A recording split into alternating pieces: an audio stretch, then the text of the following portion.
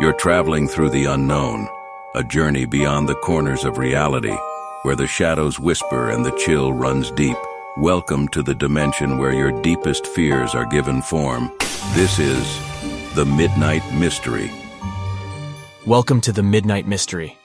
This episode is called I Relived My Forgotten Childhood Through Disturbing VHS Tapes. In each episode, we delve into the shadowed corners of our existence, bringing you tales of the eerie, the uncanny, and the downright terrifying. From the realms of the supernatural to the depths of the human psyche, no stone is left unturned, no dark secret left hidden. As the clock once again draws near midnight, prepare to embark on another adventure into the uncanny, the eerie, the horrifying, the midnight mystery.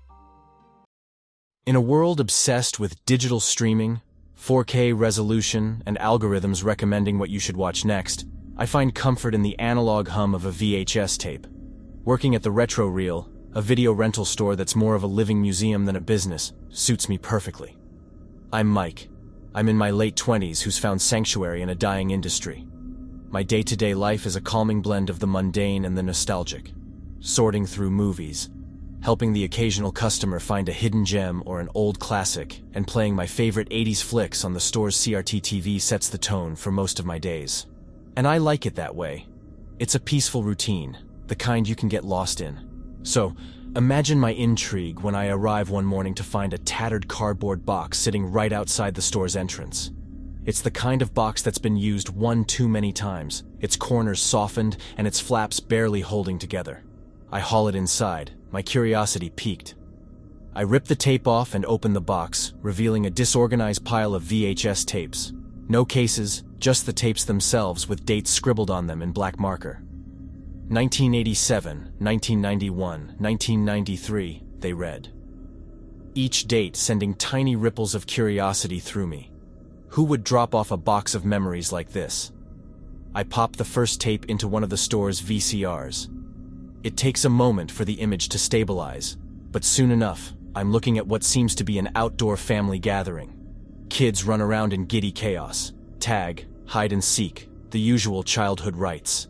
They're the centerpiece, these children, with voices of presumed parents giving commentary from behind the camera. There's laughter and cheering, but something's off. The voices sound overly enthusiastic, strained, as if trying to convey joy they don't actually feel.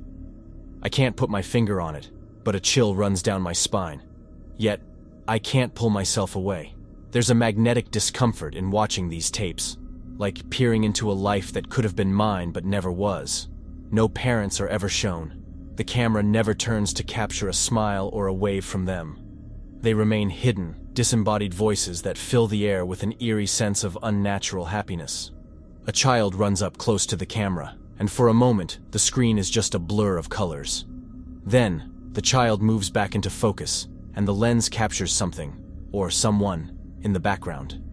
It's a shadowy figure, distant and indistinct, standing by a tree. My eyes narrow, trying to make out the details, but the tape cuts to another scene before I can comprehend what I'm looking at. I eject the tape and sit there for a minute, staring at the pile of VHS tapes still in the box. There are dozens more, each one potentially darker than the last. The hum of fluorescent lights and the distant roar of car engines fill the otherwise quiet store. I wonder if I should continue watching, part of me itching to delve deeper into this unsettling mystery that has landed literally at my doorstep. I shake off the hesitation, reminding myself that I thrive on stories, even if they're not neatly scripted Hollywood productions. Maybe especially if they're not. I reach for the next tape, my heart beating a touch faster than before. The question echoes in my mind. What am I about to uncover? I press play. As I load another tape into the VCR, a sense of uneasy anticipation washes over me. The screen flickers to life, and I'm met with another scene of children playing, this time in a park. It's also ordinary. Kids climbing on jungle gyms, swinging on swings. Except it's not. Not really. Because as I scan the background, I find it again. That dark, blurry figure I'd seen before. It's still distant, standing among the trees as if watching over the scene, but there's something inherently disturbing about its presence. It's like a smudge on a painting, drawing my eye away from the beauty and light of childhood. With each subsequent tape, the figure gets closer, still just out of clear focus, and I'm becoming increasingly disturbed. Why am I doing this to myself? Why can't I just eject the tape, throw the whole box away and pretend I never found it? Because I can't. Something won't let me. So instead, I watch. During breaks, after work, before bed. I even take some tapes home with me. I can't shake the feeling that I'm on the brink of discovering something momentous, something that may explain the unease that's settling deep within my bones. The laughter of the children, once so endearing, now grates on my nerves. It sounds wrong, like a record played at the wrong speed. And the parents' commentary. God, the parents. They're always there, but never seen. Their voices growing more and more unnerving as I go through the tapes. Phrases like, "Aren't they precious?" or "So full of life," take on a menacing timbre that chills me to the core. By now, I've noticed that my own behavior is shifting. I'm jumping at the slightest sounds, avoiding mirrors because I don't want to see the strain in my eyes. I find myself watching the store's entrance, half expecting that dark figure to walk in and rent a horror movie. And then it happens. I load a tape from 1995, and there I am. A younger version of me, barely 6 or 7, playing catch with some kids. I freeze, the remote slipping from my fingers. That's my old red cap, the one I lost when I was a kid. It's as though I've been physically struck, my past flooding back in flashes. But they're only fragments, disconnected images and sounds, and none of them match what I'm seeing on the screen. My eyes drift almost unwillingly to the background. The figure is there, of course, closer than ever, almost as though it's aware of me, watching from the future. My heart pounds as I eject the tape, overwhelmed by a mixture of fear and an inexplicable sense of violation. What is this? Some kind of sick joke? A threat? A warning? Despite the terror creeping through me, despite every instinct screaming at me to stop, I reach for another tape. I have to know.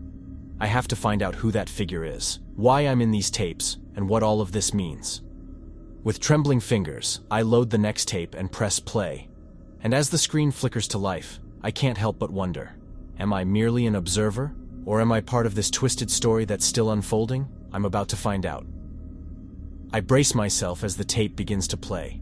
This one starts differently. No playground or familiar setting of suburban bliss. Instead, it's an open field, overcast skies giving the scene an otherworldly appearance. The camera hones in on a young boy standing alone in the middle of the field. It takes me just a second to realize that the boy is me. I'm clutching a teddy bear in one hand, its worn fabric and missing eye immediately recognizable. It's Teddy, my childhood companion I thought I'd lost forever. How could this be? Memories flood back, memories of that teddy bear, of songs I used to hum, of a younger, more innocent time. And yet those memories are fragments, jumbled pieces that don't make a complete picture. They don't include this field, this tape, or anything on it. My younger self looks lost, afraid even. He, or I, glances around, as if searching for someone. Then my eyes drift to the background, and there it is. The figure. Unlike before, it's much closer now, just a few feet behind my younger self. Although still shrouded in shadows, the figure's form is clearer, almost human, but not quite. It stands there, unmoving, as if waiting for something. Before I can make sense of it, the tape ends abruptly. The screen goes black, replaced by the soft white noise of static. I'm left there, sitting in the darkened room, trying to catch my breath. What the hell did I just witness? How can I be on these tapes, participating in scenes I have no memory of? Who is that shadowy figure that seems to haunt these fragmented slices of my past? Questions swirl around in my mind like a storm, each unanswered and each leading to an even darker place. I eject the tape, my hands trembling. Only one tape remains in the box, the last one. Despite the icy dread filling me, I know I have to watch it. Is this masochism? Curiosity? A desperate search for answers? Maybe it's all of those things. Or perhaps it's something deeper, an instinctual need to face whatever it is that's been lurking in the shadows of my past, and now, seemingly, in my present. I take a deep breath and insert the phenol tape into the VCR, my heart pounding as if trying to escape from my chest. Whatever is on this tape, It's the last piece of a puzzle I never asked to solve. A story I never wanted to be part of.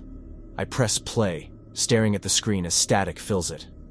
I'm waiting for something, anything, to make sense of this haunting series of tapes that have consumed my life. And then, it comes, not in images, but in sound. The high-pitched, heart-wrenching screams of children pierce through the room. It's a sound no one should ever have to hear, and it chills me to my very core. My heart races, my palms are sweaty, and a sense of dread washes over me like an unrelenting tide. That's it. No more. I can't take this any longer. I eject the tape and pick up my phone, dialing the number for the police.